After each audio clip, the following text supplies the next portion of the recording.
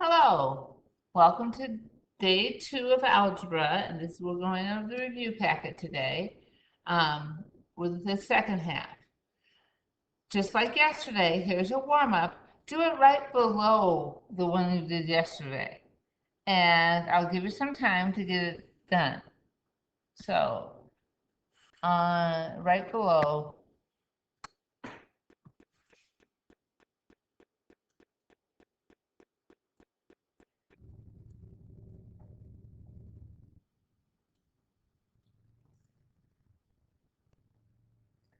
Okay, if you need to pause it, go ahead and pause to finish. The homework for tonight is to study. Make sure you know this summer packet inside and out. Okay, let's go ahead and go over this. The first one, what you're going to do is you're going to distribute that -5. So when you distribute it, you're going to get 155 equals -5 times 5 is going to be -25x. And remember, that's a negative, so it's going to be plus 30. Subtract 30 from both sides. And you're going to get 125 equals -25x. Divide both sides by -25. And you're going to get -5 is equal to x, or x is equal to -5. Okay, the next one. Once again, I'm going to distribute it. This has a little bit extra step to it. 115 equals 2 times 5 is 10. 2 times -7 is -14n minus n. You're going to combine like terms. Remember, that's a negative.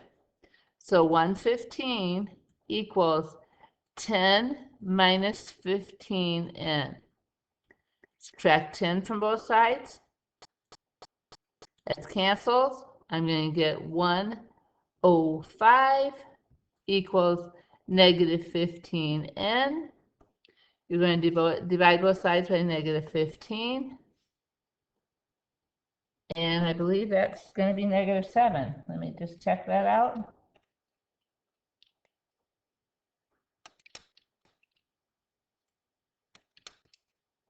I was right. -7 equals n, or n equals -7. Okay, if you have any questions on those, make sure you ask them to me. So those should be easy. We did a lot of those last year. Okay, slope formula.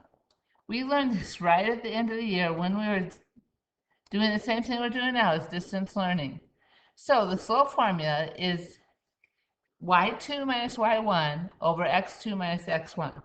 Or I like to say the change in y's over the change in x, or rise over run. So the rise over the run. If you remember last year, we made slope triangles, and that's our slope triangle. Hold on, I gotta turn off that timer. Okay, sorry about that, but now I'm back. Okay, so it's when we talked about last year, we talked about the rise over the run, and we did triangles. If you remember that on the line. So this basically tells me the slant of the line. So x and y intercept. If you need to find the x and y intercept, you are going to take x-intercept, y is equal to 0, and solve. Y-intercept, x is equal to 0, and solve. So let's first of all find the slope. So we're going to say these are our 1's, these are our 2's. So I'm going to take my y's, so I'm going to have 3 minus -10 over 2 minus 6. Leave change opposite, so I have 13 over -4. And I'm going to leave it that way because that's going to tell me I go up 13 and to the left 4. Okay, the next one. Let's go ahead and make, these are 1's, these are 2's. So I'm going to have 7 minus 8 over negative 1 minus 4. The top number, leave change opposite, so I'm going to have negative 1 over negative 5. Two negatives will make a positive. So that means I go up 1 and over 5. Next one. These are my 1s. These are my 2s. 5 minus 12 over negative 3 minus negative 6.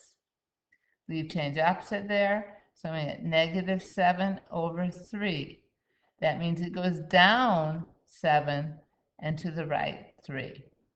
Okay, the next one. Here's my 1s. Here's my 2s. I'm going to take 8 minus 4 over 7 minus 5. I get 4 over 2, which is just plain 2. Now, if you remember the triangles, 2 over 1. If you remember, I could go up 4 and to the right 2. Or I could go up 2 and to the right 1. And it would create the same line. Okay, the next one. Well, fractions are our friends.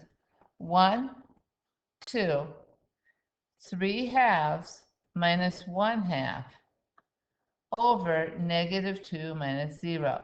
Well, 3 halves minus 1 half is going to be 2 halves over negative 2. Well, that's just 1 over negative 2, or negative 1 half. Okay, the next one. 1s, 2s. 9 minus 6 over 4 minus 4. Well, that's going to be 3 over 0. I can't divide by 0, so we say that's undefined.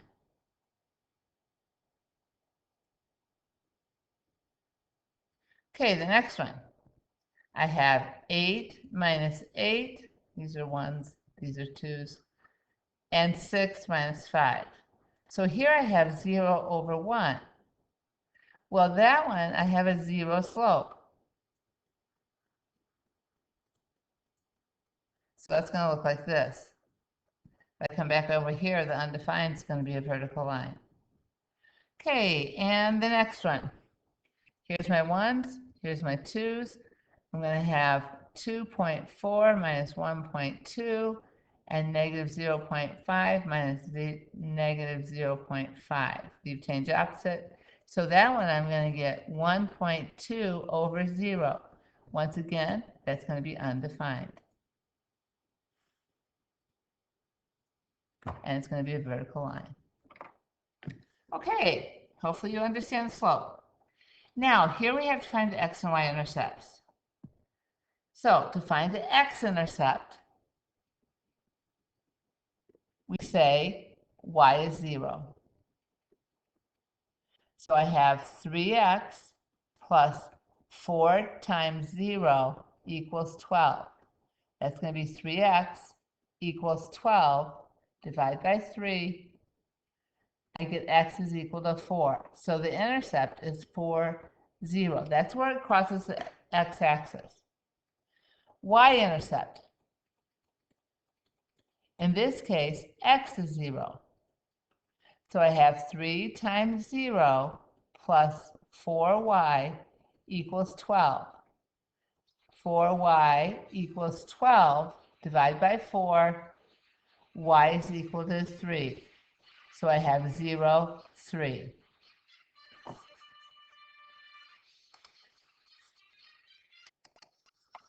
Okay, number 10. To find the x-intercept, y is equal to 0. So I have negative 5x minus 2 times 0 equals 10. That's negative 5x equals 10. Divided by negative 5. I get x is equal to negative 2. So that one's going to be negative 2, 0. Y-intercept. This one's x is equal to 0. So I have negative 5 times 0 minus 2y equals 10. negative 2y equals 10, divided by negative 2, I get y is equal to negative 5. Now, if you look back at these, hold on, this is 0, negative 5. If you look back on these, if you notice for the x-intercept, the y value just cancels out. So, let's do the next one with just canceling that out. We know that y is equal to 0. So this one is going to cancel out. So I'm going to have 4x equals 10. Divide by 4. I get x is equal to 5 halves. So my answer, you can put 5 halves, 0, or you can put 2.5, 0. Y-intercept. Now, like I said, you know, your x is 0, so that term's going to cancel out. So I have negative 5y equals 10. Divide by negative 5. Y is equal to negative 2. So my point is 0, negative 2. Like I said, that's where it crosses the y-axis. Okay, let's go to the next one. So x-intercept. Y is 0, so that term will cancel out. So I get negative 6x equals 24. Divide by negative 6. I get x is equal to negative 4. Value is negative 4, 0. Okay, my y value, or my y-intercept, x is equal to 0, so the x value is going to cancel out. So I'm going to get 2y equals 24.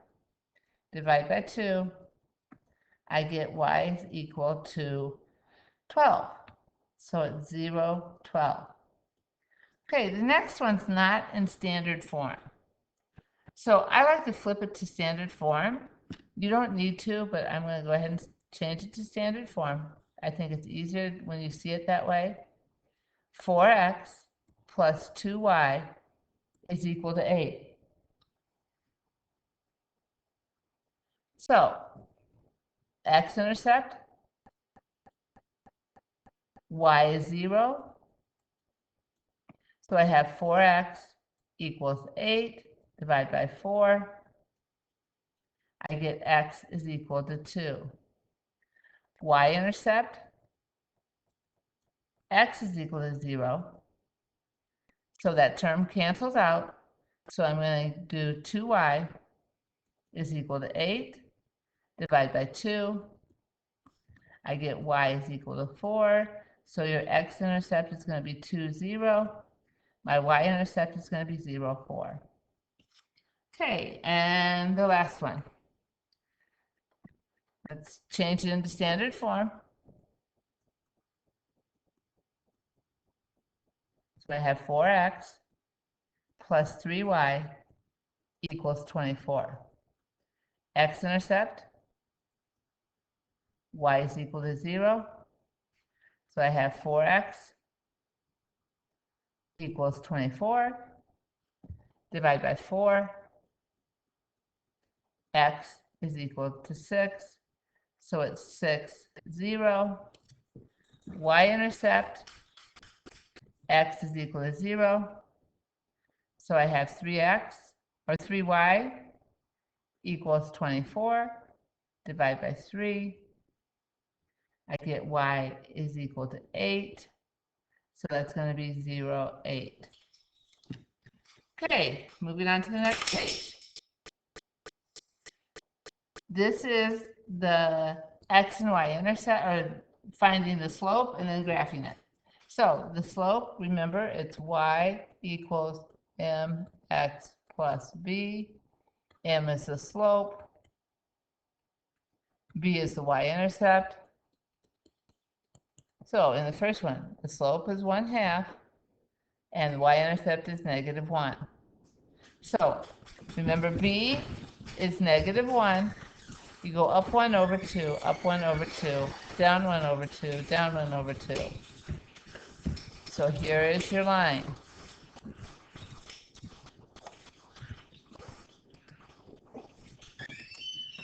Okay, number 2. If you realize number 2 is not in slope-intercept form. So what I'm going to do is I'm going to solve for x. Add 2 to both sides. I'm going to get x is equal to 2. Now, if you remember, we have Hoy and we have Bucks. Hoy means horizontal. Horizontal. 0 slope. And it's y equals. Bucks is vertical, undefined slope,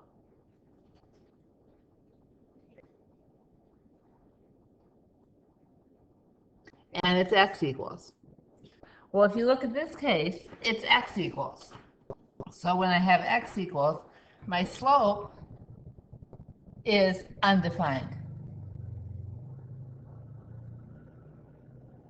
And my y-intercept, there's none. It's not 0, it's none. So when I go to my box, I'm just going to do a vertical line right at 2. Okay. Now, the next one. Notice how there's no x, so I'm going to solve for y. So I have y equals 3. That's going to be a Hoy. So my slope is 0. And my y-intercept is 3. Because that's where it's going to cross the y-intercept. So it's a horizontal line right at 3. And even you can look at this as y equals mx plus b. Well, there's no x. So your y-intercept is going to be b. Okay, the next one. It's in slope-intercept. So my slope is going to be -2. So it's -2 over 1, and my y-intercept is 1. Start at 1, go down 2 over 1, down 2 over 1, down 2 over 1, up 2 over 1. Now let's see if I can draw a straight line. There you go. Okay, the next one is slope is 3/4. Y-intercept is 0 because it's going to be plus 0. So I start at 0, I go up 3 over 4. Or you can go down 3 to the left 4. Okay, the next one. Your y-intercept, or your slope is -2/3. Your y-intercept is 4. So I start at 4, I go down 2 over 3. Down 2 over 3. So there's my line. Okay, number 7. Slope is 3, or 3 over 1. Y-intercept is going to be -2. So I start at -2, go up 3 over 1, up 3 over 1, or down 3 over 1. So the higher the slope, the steeper the line. Okay, the next one. You have to solve for slope-intercept. So I need to solve for y. I get y is equal to -x plus 1. My slope is -1 over 1. My y-intercept is 1. So down 1 over 1, down 1 over 1, and all the way up. Let's see if I can create a straight line. Okay, the next one. My slope is -2/5. My y-intercept is 2. So I start at 2, go down 2 over 5, or up 2 over 5. And there's my line. Hopefully you remember that from last year. Okay, the last page is on proportions. And if you remember, we said crisscross applesauce. So we're going to crisscross. So 8 times A is equal to 10 times 4, which is 40. And then you divide by 8. So A is equal to 5. Next one. Cross, divide by 2, A is equal to 9. Next one. We have 30 because 5 times 6 equals 3p. Divide by 3, we get p is equal to 10. Okay, the next one. 2n is equal to 7 times 4 is 28. Divide by 2, we get n is equal to 14. Okay, word problems. Now, if we read the first one, 14 bunches of fennel cost $32. How many bunches of fennel can you buy for $16? So, let's put dollars on top and pounds on the bottom. Or bunches, I guess it's bunches, not pounds, bunches. So I have 32 equals for 14. How many can I buy for $16? I'm going to use B for bunches. So I have 32B equals,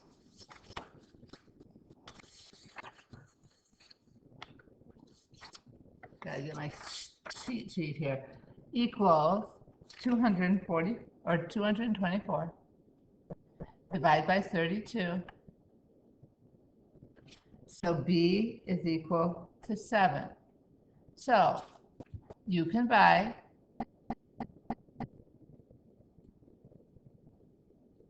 7 bunches for $16. Okay, the next one. They bought a package of basil for $12, 4 packages. So we're comparing dollars to packages. And they did 4 packages for $12. I want to know how many Paul can buy for $36. So that's going to be, well, let's use P for packages. So it's going to be 12P is equal to 4 times 36, which is 144. Divide by 12. P is equal to 12. So Paul can buy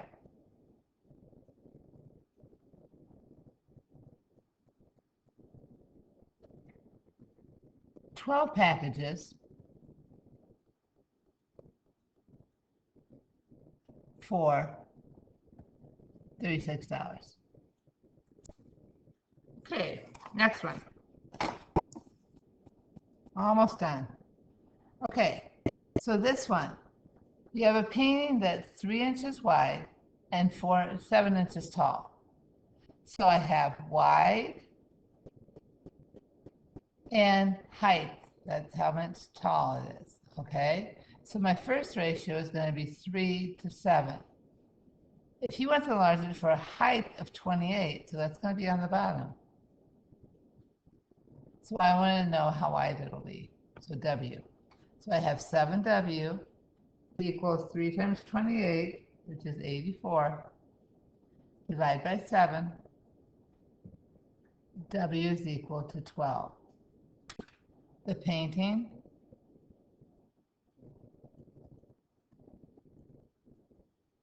will be 12 inches wide and 28 inches tall. Okay, and we have James. Took a trip to Peru, leaving and he decided to convert his Neva soles, I don't know how that's how you say it, into dollars. So we have into dollars. So how many dollars will we receive if the exchange rate is 57? Exchange rate is 57 at a rate of, so your rate's going to be 19 to 6. So I take 57 times 6, which is 350 or 342, equals 19x. Divide by 19. and get X is equal to $18.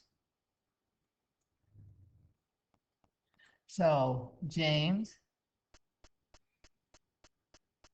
will receive $18 for 57.